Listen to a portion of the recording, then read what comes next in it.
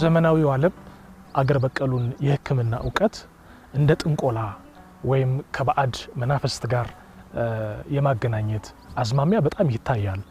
ይህን እንዴት ነው አንተ የምታየው? እንግዲህ እንደኛ ሀገር ከሆነ እንደ ኢትዮጵያኖች ጥንቆላን አያውቁም።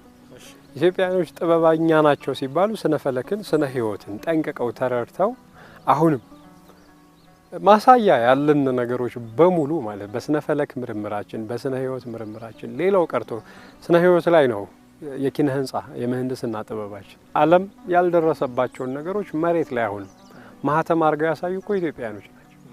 ስለዚህ ዕውቀት ሽም ያለው ያንዱን አጣጥለህ ካልሆነ በቀር አንተ የምትጎለብትበት ነገር ስለሌለ ጥንቆላን እኛ እናውቁ። ጥንቆላን የሚያውቁ ምዕራባውያኖች ናቸው አሁንም ድረስ። ግን እኛ ሰዎች ደግሞ ተቀበሉት ሴራውን እኛን ለማጣጣል የተጠቀሙበትን መንገድ ተቀብለው ሲዘሩብን አበቀልንላቸው እንጂ ሰው ወደ ተፈጥሮ አማራጭ እንዳይሄድ ግዴታ መታገድ አለበት አይደል? መከልከል አለ። ልክ ነህ። አንድ አይነት ፈረስን ልትጋልበው ስትፈልግ ልጓም ታረግለትና ምን ታረጋል?